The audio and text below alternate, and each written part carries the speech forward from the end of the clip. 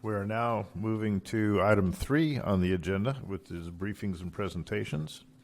Item 3A is a Swagit briefing.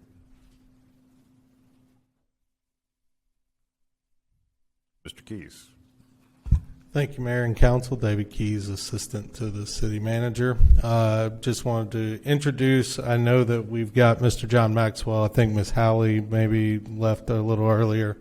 Mr. Maxwell is here to just kind of give an update on our contract with Swagit. We did attach that to the agenda packet so that you could all see it. We do know that we're coming up, I think, full second year and going into the third year of the contract, which at the end of the third year it starts the 1 year option renewal. So we did want to also bring them here well in advance, and as we approach budget season and as council makes decisions on whether we renew that option. But we also know that there have been some issues identified through most of the contract where there are items that have at times council meetings have gone silent or not played correctly. I know as recently as February we had a couple of meetings where we had difficulties with the meeting starting out properly and catching up, and then with some names that were not properly identified.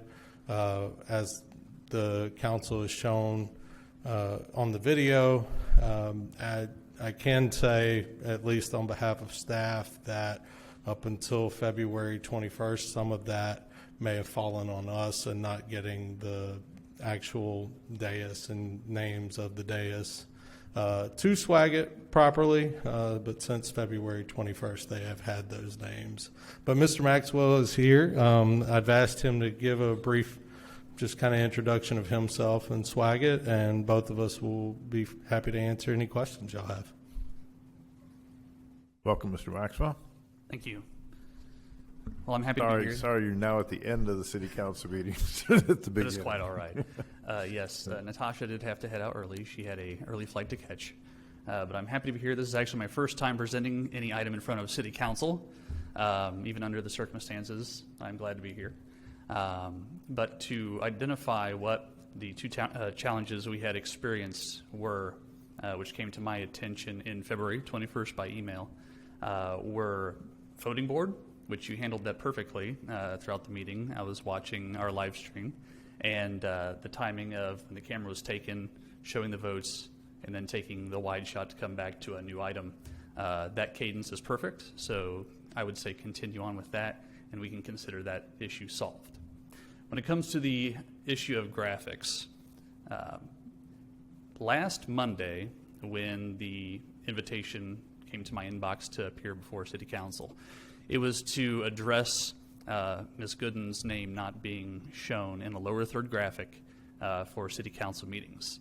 The issue was solved in 30 seconds when I opened up our Avier graphic system and updated the graphic myself. I have no explanation as to why, throughout the past almost 1 year, that graphic was not updated.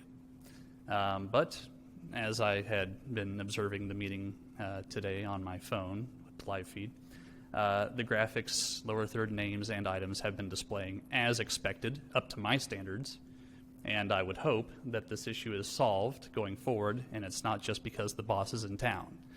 So I just wanted to address those items immediately. But to go into my background, I've been with Swagit for 12 years, and I started out right out of high school working at a television station, so my background in broadcast spans about 17 years. And, you know, I've had the advantage of having some broadcast experience with doing sports, which was very active in graphics, switching shots, and having everything planned out. You know, City Council meetings are much more simple. They are very structured in most cases, and this meeting is very structured as well. So we have a script to follow, that is the agenda. And so when it comes to, you know, showing lower third identifiers for the items as well as names, the names are all present right up here in front of the dais. We can see those on our shots, so we should know who to show. I would say this issue is solved going forward, And if there are any repeats, I have informed the staff that there will be corrective actions up to and including termination of employment. So, if there's any questions as it relates to the issues that have been addressed, I can take those now. Otherwise, maybe we can just go into some background as to where Swagit went from small independent company to where it is now. I don't know if that's necessary, but it's been a rocky road, I guess, for both of us. So as Mr. Keys mentioned, we've had our issues. Swagit's had their issues, and we are honored that you're here. Thank you. And personally take an interest in what we're doing, because we know that this is serious for us. I don't know how other municipalities look at it, but in terms of what we do and making sure that our information is communicated to our citizens is extremely important. And knowing that you are taking a personal interest in make sure it's accurate, no matter whether it's the graphic or whether it's the translation or whether it's the audio, whether it's the video, it's extremely important. In fact, we have taken steps on our side. In fact, before every city council member, someone on staff comes to me and says, Mayor, give the cue. Let tech get ready to go. Sometimes I remember, sometimes I don't. But that's how important we know that everything has to be coordinated and in sync, so that once we convene and once we get going, that Swagit is actually doing its production, both audio and video. So I think knowing that your involvement and understanding in terms of the seriousness of the situation, if things are not done to your satisfaction and to your standard, is to our great advantage. We appreciate that. Any other comments, inputs from the City Council? Ms. Gooden. Thank you, Mayor. Thank you so much for coming tonight and addressing the issue, taking accountability, and resolving it all in one night. I appreciate that. I do have a question. As far as, I haven't watched a live one, I don't think. Real-time closed captioning, is that currently being provided? I know it is on recorded ones, but is that in real time? It is real time, English and Spanish. English and All they Spanish. would have to do is the CC box, closed caption box on the live player. If they select, I believe it's CC1, that'll be English. CC3 will be Spanish. Okay, thank you. Mr. McBurnett. Thank you, Mayor.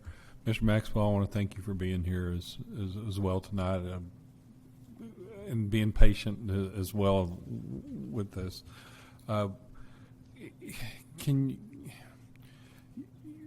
We talked about some of the issues, but can you talk about some of the issues that Swagit was having with our meetings? When it comes to the technical aspects, I'm not as well versed. I haven't had as much visibility into the support tickets. From my side, from my department side, it's more the services in carrying out the switching of the meetings and making sure that the captions are present in the live feed and then posted for on demand after the fact. When it comes to the graphics updates, I know that there should be an election coming up here soon, but we are in touch with staff. So we'll have a new seating chart, and because I'm aware of it, I'm going to make sure that our broadcast team is going to be updating that where appropriate, as an ongoing basis. But we also keep track of any, we call it the wiki, but it's actually our database full of any broadcast rules that the client will provide to us. So we've been actively updating that as we've been adjusting our cadence of producing meetings, and then also with the voting and keeping in regular touch. And I think it would also be beneficial if, and we are doing this with other clients, is to set up recurring check-in meetings, quarterly meetings, just with staff, just to make sure that everything is up to your standard. But I would imagine that if it meets my standard, it will meet yours. And you sort of answered one of my questions, because I was thinking, do you dedicate a person to a specific city? Or It is not dedicated. There's no one dedicated director, technical director to any client. So as a technical director is touching the system, it may be their first time, but we also have anywhere from an hour to a half hour of setup where they are getting more familiar with the system, the seating charts, the agenda, prepping their workstations, and ensuring that audio and video will play as appropriate. How many cities do you It's hundreds. or I guess throughout Texas or maybe even DFW? We have I'm not sure of the exact number. It's actually expanding. But the majority of the Metroplex we are covering from either a live streaming, where we will not direct the meetings, just live streamed and then posted on demand for viewing later. But there are anywhere from a couple of dozen, we call it Cosmos or Avier meetings, where we are actually controlling the system ourselves. Throughout Texas, Texas is one of our largest regions for this service and has been for, I would say, the majority of the existence of the organization. Thank you. I appreciate it. You know, the thought just came to mind is in terms of what you just said, in terms of the cities that you're serving. My technical brain goes now to bandwidth. So knowing how many of these are being done simultaneously, your bandwidth and your infrastructure has to accommodate all that input. My question goes to us in terms of a city. Do we have the IT infrastructure and bandwidth enough to support whatever's happening here, or do we need to look internally to increasing something to do with our bandwidth? Are we okay, or we need to be just a little bit better in what we've got in terms of bandwidth consumption? I don't believe any of the recent issues were related to bandwidth, so I would say that you have the appropriate allotment of bandwidth for us to be able to control the system and react in a timely manner to what we observe in our feed. I will actually branch off of that note because it is important. This is why you have some delay in seeing the votes. There it goes. It's those delays and hiccups that occur sometimes. But that is actually standard. Our technical directors are used to that delay. Whatever is happening right now, our technical director will see several seconds later, anywhere from 3 to 10 seconds later. It really just depends on how many simultaneous live feeds are occurring at one time. However, they are reacting to what they see at that time, and then when they press an action on the Avier system, it'll take just a couple of seconds for that to report in the live feed. So we're trained to handle that. It's not immediate like you would see when directing present in the room, but we can anticipate based off of the inflection of someone's voice in which they're going to move on to a new item. We can prepare whichever cameras we need to show what is appropriate. But then you may also see some delays when a new member begins to speak. The technical director does have to search for that new speaker, so there might be a couple of seconds delay before that shot is taken.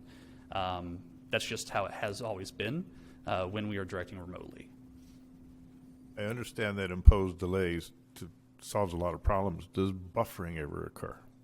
And that goes back to the question about our bandwidth. Does buffering ever occur? Or like a citizen sits there and watches the screen and it just says, hold on, I'm going to figure this out before something happens. Are we incurring that or not? In most cases, that's going to be on the end user. We do not, it does happen. It is statistically rare. We don't see regular occurrences of any buffering of our feeds, of the live feeds. So, if that is observed, our support team will do a refresh of the feed. Okay, so the positive takeaway is that both you and we are okay in bandwidth. Mr. Finch, you had a comment? Yeah, if I could just follow up on that for a quick second. Mayor, thank you. I think it's a fantastic question. Mr. Keys is consistently working with staff. There's another company, I can't remember what you said the name of it was, that Digital Resources. And so we're having a lot of those conversations. I think I've shared with council before, every single Monday morning at 8:30 we have a city administration meeting talking about different things. these are some of the types of things, making sure that we're prepared, making sure for different things. I'll share with you another example. We just recently had a conversation about the new EOC Center at Station 271 in a worst-case scenario if we need to have a council meeting from there and the ability to broadcast. So some of those are some of the technical things that we're doing behind the scenes that sometimes we don't get to have that conversation with you. Good. Okay. Thank you. Anything else from council? All right. Thank you very much. Appreciate your time and appreciate the agreement that we have between our cities and working together. Thank you, sir. Thank you. Thank you.